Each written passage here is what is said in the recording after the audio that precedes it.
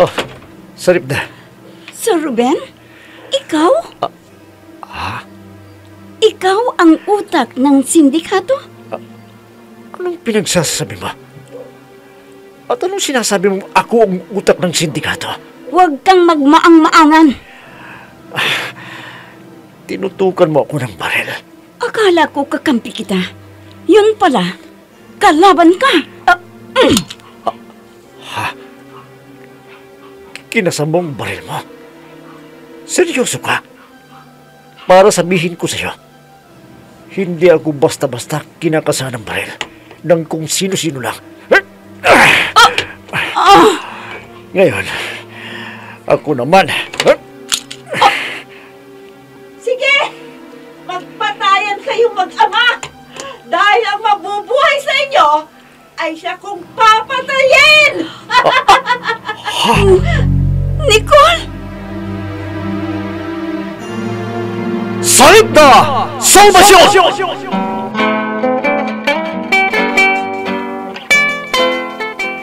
Ang babaeng lumalaban sa masasamang loob na nagasik ng kasamaan, subalit kakampi at takapagtanggol ng mga taong naapi. Sarip na! Salvasyon!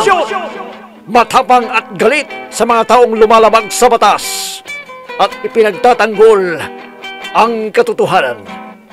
Sarip na! Salvasyon! Inihahandog sa inyo ng F3 Recording Studio para sa pambansang radyo ng Pilipinas, Bombo Radio Philippines. Sarip na! Salvasyon!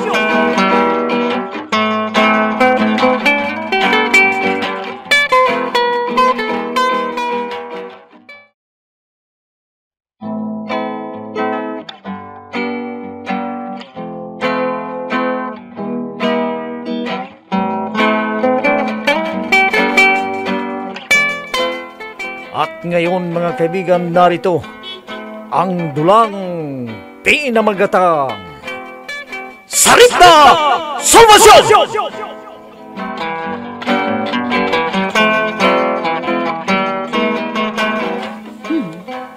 Naririto na ako sa Kapitolyo. Ano naman kayang mission ang ipag-utos sa akin ni Gobernadora? Ito ng opisina ni Gobernadora. Ha? May lumabas na tao. Tamang-tama. Papasok na ako. Oh, magandang umaga po, Gobernadora. Magandang umaga naman, Saripta. Maupo ka. Salamat po. Medyo may kabigatan dahil hindi lamang iisang tao ang mga nasasangkot, kundi marami sila. Kaya kailangan mong pag-aralang mabuti at humanda ka. Saan po ba ang mission ko ngayon? Sa ngayon, hindi ko pa alam kung saan. At yun ang gusto kong alamin mo. Ang tanging alam ko ay may taong napatay na taga San Ignacio. Pwede mong lapitan ang mga kamag-anak ng mga taong napatay at malamang may makukuha kang impormasyon sa mga kaanak ng mga napatay. May suspect na po ba kayo kung sino ang pumatay? Yon ang trabahuin mo. Huwag kang mag-alala sa kaligtasan mo. Isang tawag mo lang sa mga pulis, agad ka nilang sasakluluhan. Ganun po ba? Oo. At may tiwala ako sa kakayahan mo. May alam ka sa martial arts. Hindi ka lamang marunong humawak ng baril, kundi magaling ka pa. Kaya umaasa ako na muli kang magtatagumpay. Huwag kang mag-alala. Maraming salamat sa tiwala, Gobernadora. Siya nga pala. Bago ko makalimutan, dumaan ka muna sa presinto ng bayan ng San Ignacio. Sabihin mo sa mga pulis ng San Ignacio na pinapunta kita doon. Alam na nila ang kanilang gagawin. Ibibigay nila sa iyo ang mga pangalan ng mga taong pinaghihinalaan nila. O sige, kung wala ka ng katanungan, makaaalis ka na para masimulan mo na ang panibago mong misyon.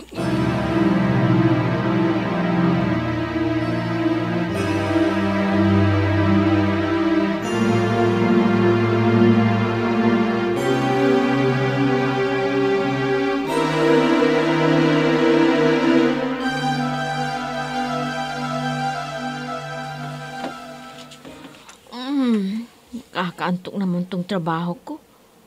Ang dami-daming mga gusali pero wala naman akong nakikitang tao. At itong gusali na kinaroroonan ko, ang laki-laki ngang pero wala namang tao. Sa bagay, kabago-bago nga naman ang mga gusaling ito, kaya wala pang trabahador. May lalaking patungo dito. At ang ganda ng suot, pang-opisina ang kanyang dating. Ano kayang kailangan?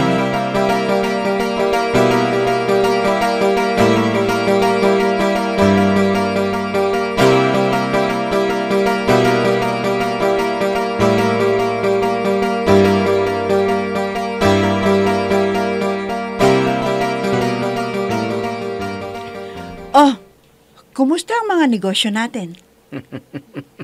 Ano pa nga ba? Tulad ng inaasahan mo, tiba-tiba tayo. Sabi ko sa iyo siya nga pala, yung mga babae na galing sa mga baryo, mayroon na ba? Ilan ang nakuha ninyong mga bata? Sa mga kadalagahan, ay may nakuha kaming humigit kumulang 30 na mga babae at mga birhen. Wala pang karanasan sa lalaki. Ako siguro ang makakauna. Hoy, yan ang wag na wag mong gagawin. Mahal ang halaga ng mga babaeng wala pang karanasan sa pakikipagtalik. At sa kanila tayo titiba ng gusto. Ang mga batang lalaki at babae, ilan ang nadukot ninyo?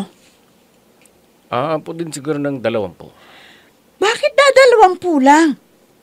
Karamihan sa mga bata ngayon hatid sundo na ng mga magulang. Yung mga iba nga, pinakitaan ko lang ng candy para lalapit sa akin dahil abala ang nanay niya sa pakikipagchismisan. Sa susunod, wag lamang candy ang ipakita mo. Pakitaan mo ng 100 yung bata. Para siya na mismo ang lalayo sa kanyang magulang para kunin ang perang ipinapakita mo. Oo, akin na ang pera kung ganun para maggamit ko sa pagkuha ng mga bata sa eskwelahan.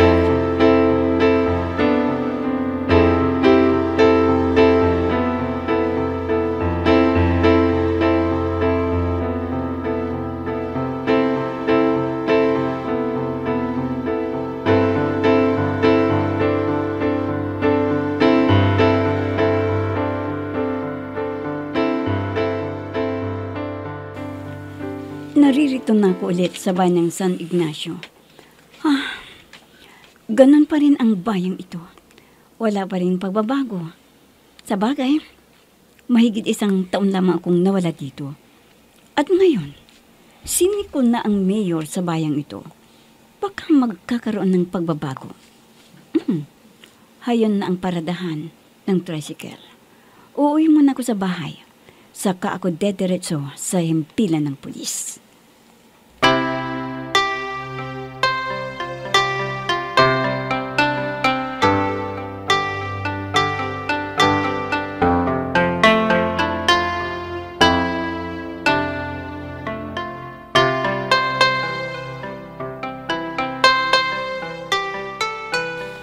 Oh, Densyo, halika na.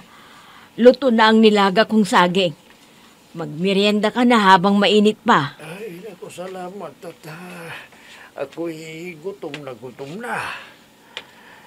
Ay, mabuti naman at naisipan mong maglaga ng saging. Ito pa yung ibinigay sa atin ni Don Simbo doon. Ganun ba? Oo. Siya nga pala.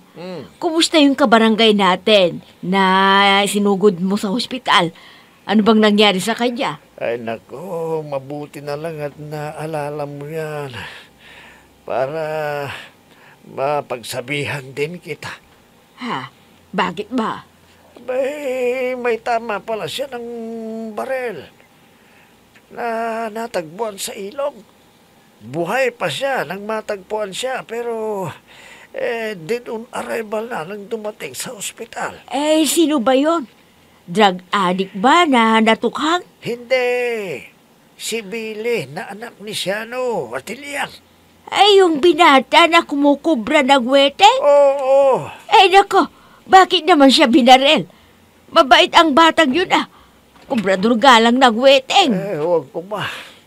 Yun din ang napag-usapan. nang makilala kung sino.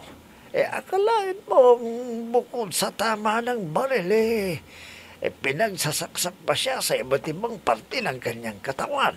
Ada, ay sobra naman pala ang may gawa doon.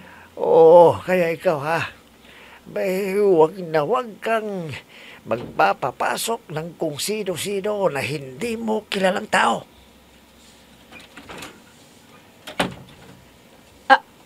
May nagbukas ng pintuan din siya. Ha?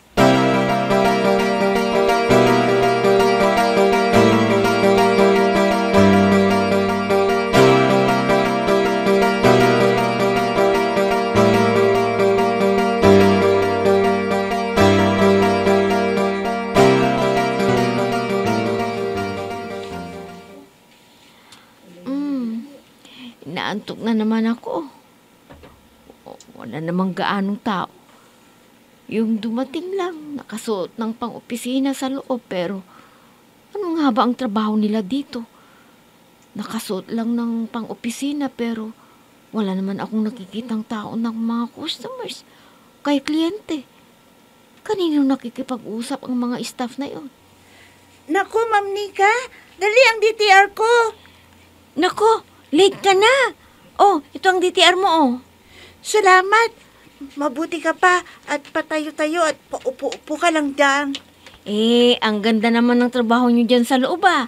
Nakaupo nga lang kayo, Sarap ng computer, Oh, ayan. Naku, late na ako. May babawas na naman sa sweldo ko ang minuto na late ko. Sige, bye-bye. Sige. Mabuti na lang. At dito ako nagkatrabaho. Salamat kay Max na dati kong kasamaan sa planta. Kahit hindi ako natapos sa kolehiyo, pinasok pa rin ako sa bagong bukas na negosyong ito. Kundi ba tutulad ako sa ibang staff na nababawasan ng sahod dahil laging late. Sa bagay, malayo nga naman ang panggagalingan nila.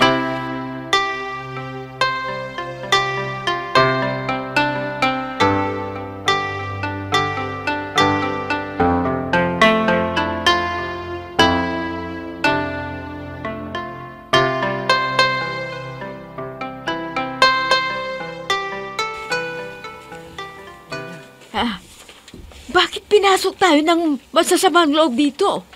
Lola? Ay, naku. Ang apo ko pala. Ay, apo. Naririto kami ng lola mo sa kusina. Halika rito. Lolo! Lola! Ay, ang apo ko na napakaganda. Salamat at dinalaw mo kami ulit. Ay, apo. Abay, paupuin muna yung apo mo. Dahil siguradong pagod na pagod yan sa biyahe. At saka tayo magkwentuhan, ha? Ay, oo. Teka lang. At dadalhin ko dito ang lahat ng nilaga kong saging para makakakain tayong lahat habang nagkukwentuhan. Sige na. Naku, apo. Alam mo ba na natakot pa kami nang marinig naming bumukas ang pintuan? Ho? Bakit naman po? Ako lang naman ang nagbubukas ng pintuan, Noon yun. Pero hindi na ngayon dahil naging sunod-sunod ang patayan dito sa ating lugar. Ano ho?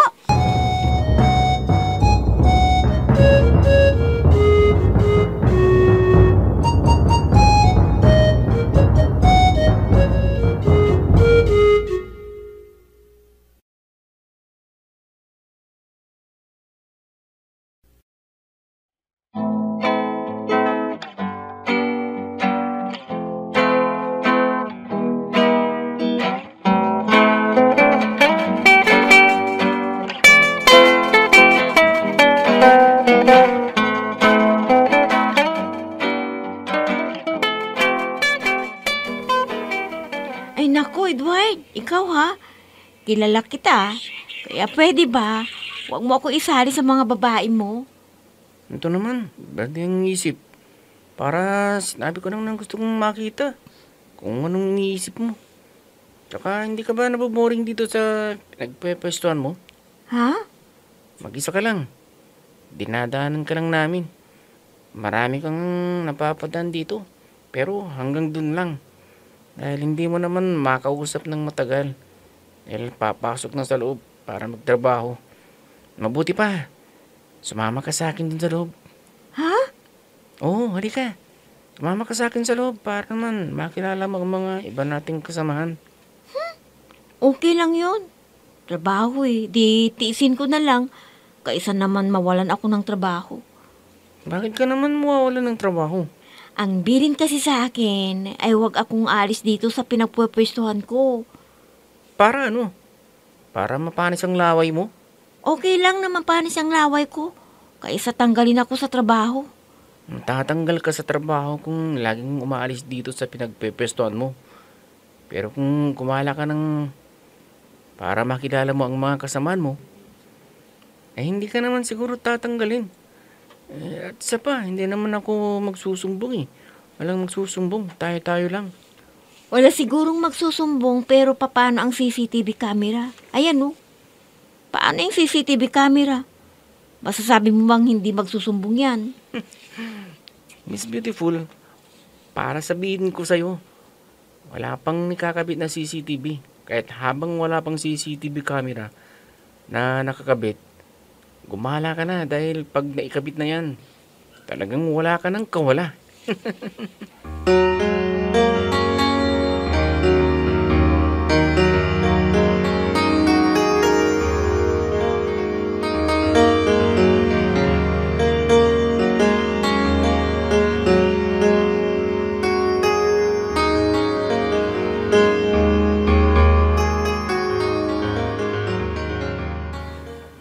Nicole, labalaking negosyo natin. Hindi magtatagal, makakarating sa mga swapang na pulis ang negosyo natin. Malilintikan tayo kung hindi tayo nakahanda. Anong ibig mong sabihin? Kailangan mag-recruit tayo ng maraming kalalakihan na mahusay sa pagkikipaglaban.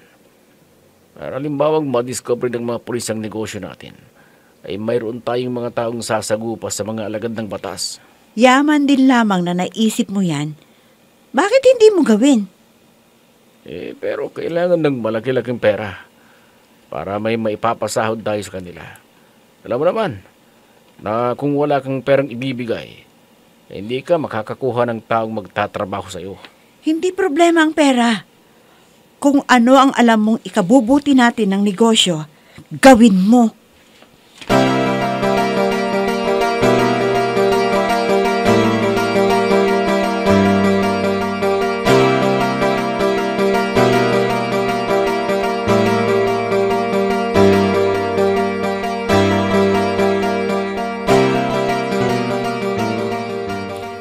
Ano ho?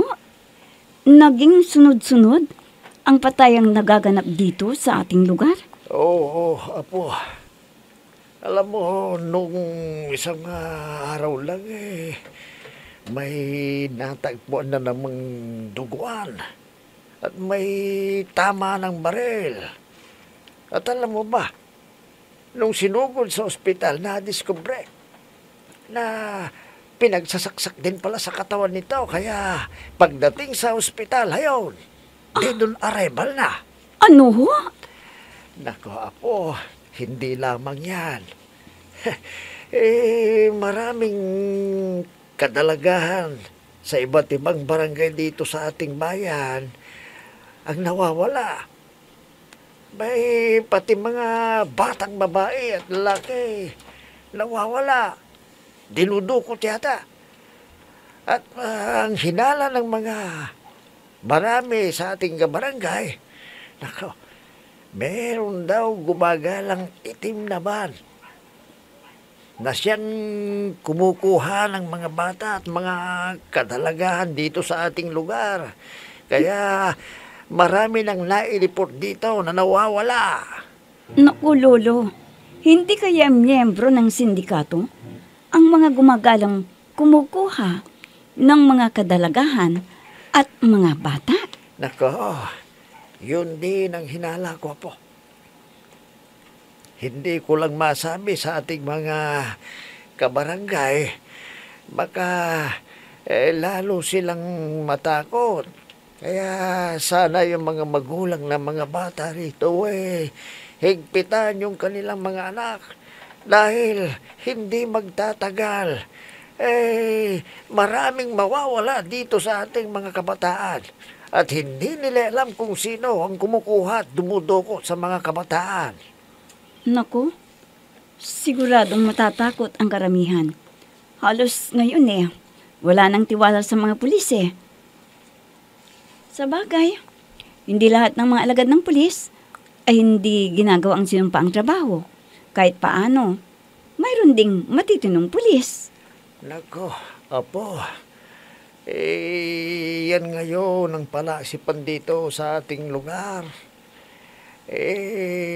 Talagang natatakot na yung mga tao. Dahil wala pang nahuhuli yung mga alagad ng batas kung sino ang dumudukot ng mga kabataan dito.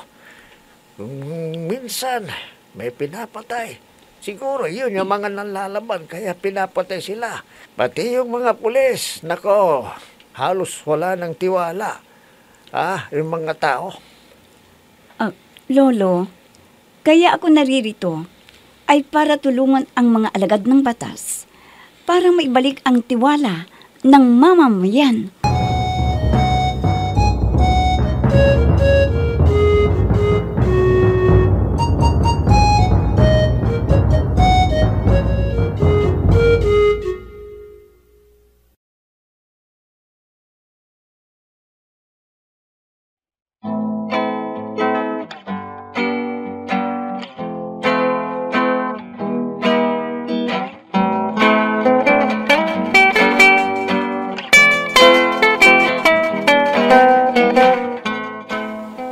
Ano ang gagawin ni Saripda sa kanyang nalaman? Mga kaibigan, huwag ninyong kaligtaang subaybayan ang pagpapatuloy ng ating dulang pinamagatang Saripda Salvacion! Mga nagbibigay buhay, sina Emma Dalupe, Susan Malikdem, Robert D. Guzman, Jun Cabato, Ami Diaz, Oscar Ora. Technical supervision at sa musika ni Oscar Ora. Nilapatan ng tulog ng inyong lingkod. Mula sa panulat ni Andrea Solar at sa direksyon ni Jun Cabato.